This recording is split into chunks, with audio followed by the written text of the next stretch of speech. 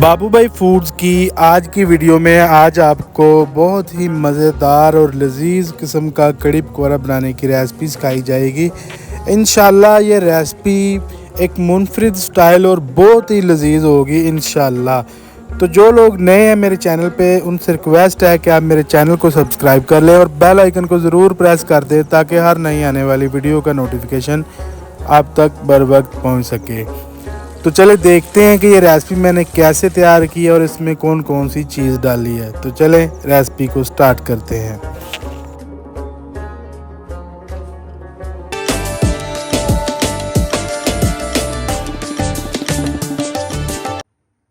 बिस्मिल्लाहिर्रहमानिर्रहीम। तो सबसे पहले जी मैंने इधर ले लिया 1 किलो दही यानी कि योगर्ट। बहुत सारे यूट्यूबर हजरात जो कहते हैं कि दही आप एक दिन पहले ले लें या 2 दिन पहले ले लें, ऐसा कोई इशू नहीं होता, क्योंकि मेरा मानना ये है कि दही की जो नेचर होती है वो होती ही खटास है। हम खटास के ज़रिए ही दही को तैयार करते हैं, इसलिए ऐसा कोई मसला नहीं है। आप जैसे मर्ज़ी दही ले ले, कोई मसला नहीं। बाद में इसने फट जाती है जब, तो बाद में इसने खट्टा ही होना होता है। दही को किसी बर्तन में डालने के बाद आपने इसको इतना फेंटना है कि ये इसका दाना बिल्कुल ही ख़त्म हो जाए। कोशिश करें कि आप इसको ग्राइंड करें। दही को अच्छी तरह फेंटने के बाद इसके अंदर मैंने बेसन ऐड करना है, लगभग 150 ग्राम के करीब, यानी कि 1 कप, और 1 कप से थोड़ा सा ऊपर आपने इसके अंदर बेसन ऐड कर देना है। बेसन आप कोशिश करें कि किसी भी अच्छे स्टोर से या फिर अच्छी दुकान से लें, क्योंकि अक्सर होता है कि अक्सर दुकानदार जो सस्ती दालें होते हैं उनको पीस कर उनके अंदर मिलावट कर देते हैं और बेसन तैयार करके मार्केट में सेल करते हैं। बेसन दही के अंदर ऐड करने के बाद आपने अब इसको इतनी अच्छी तरह से मिक्स करना है कि आपको इसके अंदर ज़रा बराबर भी लम्स महसूस ना हो, यानी कि बेसन ज़रा बराबर भी महसूस नहीं होना चाहिए। ये एक लेप की शक्ल इख्तियार कर लेगा। बेसन दही के अंदर मिक्स करने के बाद अब आपने इसके अंदर पानी डालना है। दही के अंदर 1 किलो दही था तो इसके अंदर मैंने 2 किलो पानी डालना है, या फिर 2 लीटर कह लें। लीटर कम होता है, किलो ज़्यादा होता है, 100 ग्राम का फ़र्क होता है। अच्छा, आप कोशिश करें कि पानी और दही को मिक्स करके इसको जूसर मशीन में या फिर आपके पास कोई भी ऐसी चीज़ मौजूद हो तो इसको ग्राइंड कर लें। ये सबसे बेहतरीन ऑप्शन होती है। एक एक दाना इंशाल्लाह ताला आपको नज़र नहीं आएगा, कोई चीज़ भी नज़र नहीं आएगी, ऐसी कमाल से मिक्स होगी। तो इसको मिक्स करने के बाद एक साइड पे रख दें। तो पानी को और दही को मिक्स करने के बाद अब एक कढ़ाई में मैंने 150 ml या फिर हाफ कप से थोड़ा सा ऊपर आपने ऑयल डाल देना है। आप इस रेसिपी के अंदर घी का भी इस्तेमाल कर सकते हैं, ज़रूरी नहीं है कि आपने ऑयल ही डालना है। बाज़ लोग घी नहीं खाते, हम भी नहीं खाते, तो इसलिए मैं ज़्यादातर रेसिपियाँ अपनी ऑयल में तैयार करता हूँ। ऑयल को थोड़ा सा गर्म करने के बाद इसके अंदर मैंने बेसिक ग्रेवी की एक वीडियो पहले अपलोड की हुई है, जिसकी मदद से आप बेशुमार खाने बना सकते हैं। 2 खाने वाले चम्मच, पकाने वाले जो चम्मच होते हैं, 2 आपने फुल भर के इसके अंदर ऐड कर देने हैं। इसके अंदर टमाटर, प्याज, हरी मिर्च, लहसुन और अदरक सारी चीज़ें ऐड है। बाज़ लोग कहते हैं कि इसके अंदर कड़ी के अंदर टमाटर नहीं ऐड करना चाहिए, लेकिन क्यों नहीं ऐड करना चाहिए इस लॉजिक का मुझे नहीं पता, लेकिन मैं हमेशा ही यूज़ करता हूँ, क्योंकि हमने वैसे भी इसको खटास ही देनी होती है। तो टमाटर का काम भी खटास ही देना होता है, इसलिए बेधड़क हो के आप इसके अंदर टमाटर ऐड करें। इस ग्रेवी का लिंक आपको इंशाल्लाह डिस्क्रिप्शन बॉक्स में ज़रूर मिल जाएगा। आप इसको चेक करें और बना के अपनी मुश्किलें आसान करें। इसको फ्रीज करके रख लें, ये इंशाल्लाह 3-4 हफ्ते भी ख़राब नहीं होगी। तो अभी मैंने इसके अंदर स्पाइसेस ऐड करने हैं। सबसे पहले मैंने इसके अंदर हाफ टेबल स्पून हल्दी का पाउडर डाल देना, और हल्दी का पाउडर ऐड करने के बाद इसके अंदर मैंने 1 टेबल स्पून लाल मिर्च पाउडर यानी कि रेड चिल्ली पाउडर का फुल भर के 1 टेबल स्पून डाल देना है। रेड चिल्ली पाउडर ऐड करने के बाद अब इसके अंदर मैंने 1 टेबल स्पून ही कोरिएंडर पाउडर यानी कि खुश्क धनिए का पाउडर ऐड कर देना है। आपने इसके अंदर साबुत खुश्क धनिया बिल्कुल नहीं डालना। नमक इसके अंदर आपने डालना है 1.5 टेबल स्पून यानी कि 1.5 टेबल स्पून इसके अंदर नमक ऐड करना है। नमक मैं हमेशा दानेदार यूज़ करता हूँ, अगर आपके पास दूसरा तो फिर आपने अपने हिसाब से डालना है। इसके बाद इसके अंदर मैंने हाफ टेबल स्पून गरम मसाला पाउडर ऐड कर दिया है, और अब इसके अंदर मैं हाफ टेबल स्पून ही ज़ीरे का पाउडर इस्तेमाल कर रहा हूँ। ये ऑप्शनल है, अगर आपने डालना है तो ठीक है, वरना कोई मसला नहीं। तो अब इसके अंदर मैंने 9 से 10 जो कड़ी पत्ते होते हैं, वे मेरे पास ड्राई पड़े हुए थे, फ्रेश नहीं थे, वो मैंने डाल दिए। ये भी ऑप्शनल है, अगर आपके पास है तो डाल ले, वरना कोई इशू नहीं। तो अब मसाले डालने के बाद पूरे 5 मिनट आपने फुल फ्लेम पे इसकी बुनाई करनी है। तो 5 मिनट के बाद माशाल्लाह ऑयल ऊपर आ चुका है। मैं इधर आपको एक बात बताना भूल गया कि अगर आपने एंड पे तड़का लगाना है तो फिर आपने इतना ही घी या ऑयल डालना है। अगर आपने एंड पे तड़का नहीं लगाना तो फी किलो के हिसाब से आपने इसके अंदर 110 से 20 ग्राम ऑयल का इस्तेमाल करना है, यानी कि टोटल 300 से 350 ग्राम आपने ऑयल स्टार्टिंग पे ही डाल देना है। इसके बाद आपको तड़का लगाने की ज़रूरत नहीं पड़ेगी। तो अभी मैंने जो मिक्सचर बना के रखा हुआ था पानी, दही और बेसन का, वो इसके अंदर एक दफ़ा हिला के आपने सारा इसके अंदर ऐड कर देना है। और दूसरी बात ये कि जो मैंने इसके अंदर ग्रेवी ऐड की है उसकी आपको बुनाई करने की बिल्कुल भी ज़रूरत नहीं है, क्योंकि वो पहले ही मैंने ऑयल में तैयार की है, ना कि पानी में। अक्सर लोग उसको पानी में तैयार करके रखते हैं तो बाद में उसकी बुनाई भी करना ज़रूरी होती है, लेकिन हमने ऑयल में तैयार की हुई है पहले ही, तो इसलिए इसकी बुनाई पहले ही कंप्लीट हो चुकी थी।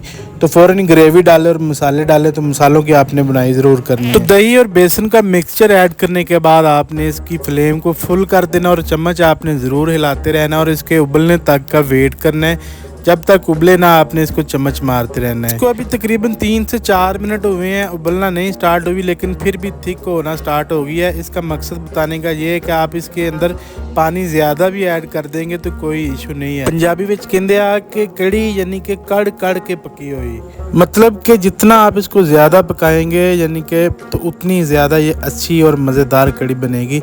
तो अभी उबलना स्टार्ट हो गई है, तो अभी हमने इसको कुछ भी नहीं करना, फ्लेम इसकी बिल्कुल लो कर देनी है और इसके ऊपर ढक्कन लगा के हमने इसको पूरा 1 घंटा पकाना है, लॉन्ग टर्म ही पकाना है। तो मतलब पंजाबी की कहावत जो हमने पूरी करनी है इंशाल्लाह। तो जितना ज़्यादा हम इसको पकाएंगे, अगर पानी ज़्यादा भी होगा तो कोई मसला नहीं, लेकिन आपने तो 10 मिनट के बाद इसके अंदर चम्मच लाजमी मार देना है। तो ढक्कन आ गया ऊपर, अभी पूरा 1 घंटा छोड़ देंगे। तो जितनी देर में कड़ी तैयार होगी तो उतनी देर में हम पकौड़ों का मिक्सचर रेडी करके रखेंगे। तो इधर मैंने आलू लिए थे 2 मीडियम साइज़ के, यानी कि 1 पाव के करीब होंगे, तो उनको बिल्कुल बारीक चॉप कर लिया था मैंने। उसके बाद ये मेरे पास 4 से 5 हरी मिर्चें ली थी मैंने, वो भी बिल्कुल बारीक चॉप कर ली थी। उसके बाद आ गया एक बड़े साइज़ का मैंने प्याज लिया था, उसको भी बिल्कुल बारीक फाइन चॉप कर लिया था।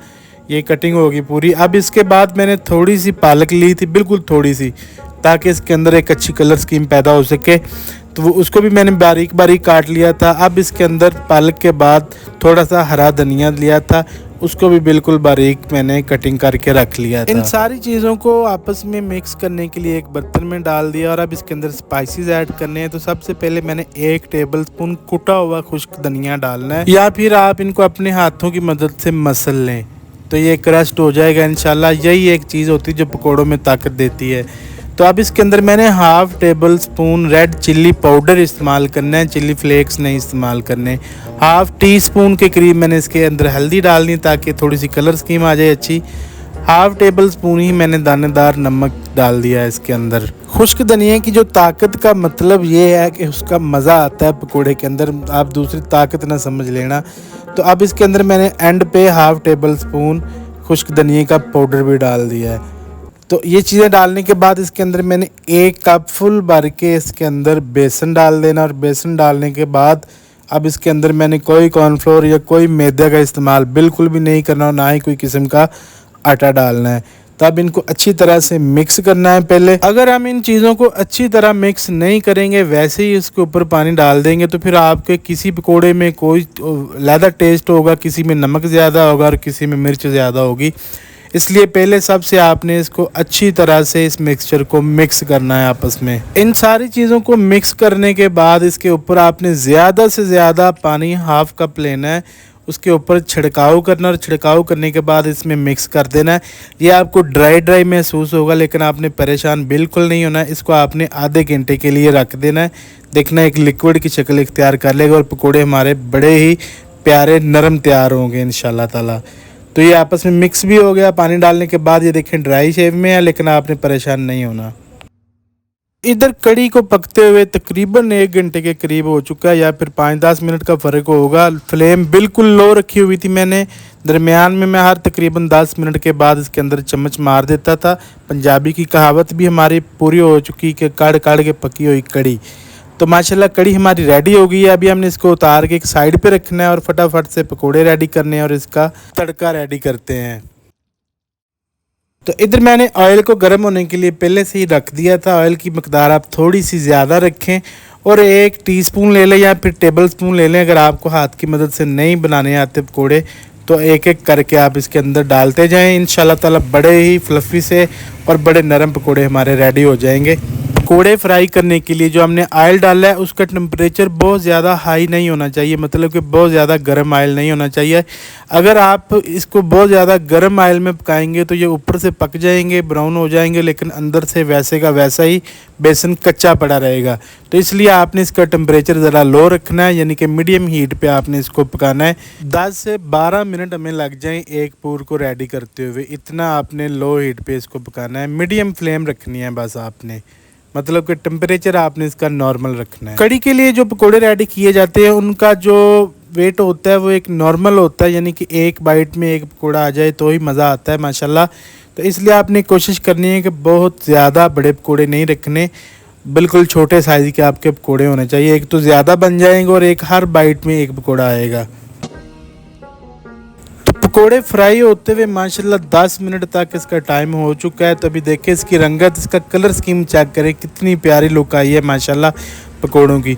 जब भी आप पकोड़े कढ़ाई के अंदर डालते हैं तो ठीक 1 से 2 मिनट के बाद उसके अंदर कोई चीज़ मार दिया करें चम्मच की मदद से या जाली जो भी होता है, ताकि पकोड़े हमारे अलग-अलग हों, इकट्ठे जुड़ ना जाएं। पकोड़ों को आपने तकरीबन 12 से 13 मिनट देने और तैयार करने के बाद सीधा आपने कड़ी के अंदर डालने हैं, बाहर नहीं रखने। तो पकोड़े माशाल्लाह रेडी हो गए।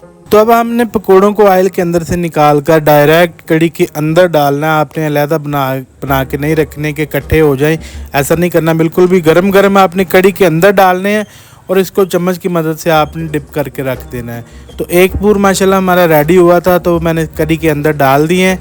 इसी तरह से आपने बाकी के जो पकोड़े का मिक्सचर पड़ा हुआ पकोड़े रेडी करने और डायरेक्ट कड़ी के अंदर डालने हैं। तो चले अभी हम इसका तड़का रेडी करते हैं। तो तड़का लगाने के लिए इसके अंदर मैंने 1 टेबल स्पून ज़ीरा डालना है। इसके अंदर कोई लहसुन अदरक का कोई पेस्ट या साबुत ऐड बिल्कुल नहीं करना। अब इसके अंदर मैंने 7-8 लाल मिर्च साबुत ऐड कर दी हैं और 1 कप इसके अंदर मैंने ऑयल डालना है।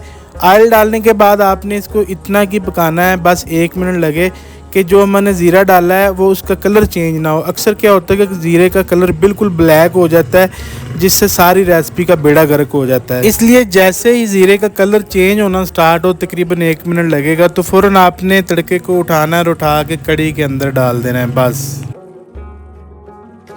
तो बहुत ज़्यादा आपने गर्म नहीं किया, माशाल्लाह तड़का रेडी हो गया। बहुत ज़्यादा पटाखे नहीं पवाने तुसी, बस इन सिंपल इंशाल्लाह ताला इसको सिंपल हमने थोड़ा सा गर्म करना है, कलर चेंज करना है ज़ीरे का, और तड़का कड़ी पकोड़े के अंदर हमने डाल देना है। तो अल्हम्दुलिल्लाह रेसिपी हमारी बिल्कुल कंप्लीट हो चुकी है। मेरा नहीं ख्याल है कि आपको ऐसे कोई भी ये कड़ी पकोड़े बनाने की रेसिपी सिखाएगा। बहुत ही शानदार और लाजवाब कलर और इसका टेस्ट अल्हम्दुलिल्लाह इतना कि लाजवाब है कि मैं आपको बता नहीं सकता। तो इसको अब हमने डिश आउट कर देना है। बिस्मिल्लाहिर्रहमानिर्रहीम। तो देखें अल्हम्दुलिल्लाह कितना प्यारा कड़ी पकोड़ा हमारा रेडी हो गया है। शुक्र अल्हम्दुलिल्लाह, ऐसी रेसिपी आपको कोई नहीं बताएगा इंशाल्लाह ताला। तो उम्मीद है कि मेरी आज की रेसिपी आपको बहुत ज़्यादा पसंद आएगी। अगर ये मेरी रेसिपी आपको पसंद आए तो आपने सबसे पहले मेरे लिए दुआ ज़रूर करनी है और फिर मेरे चैनल को आपने सपोर्ट भी करना है। अगर रेसिपी अच्छी लगे तो आपने कमेंट करके ज़रूर बताना है। तो मुझे दें इजाज़त, अल्लाह निगहबान।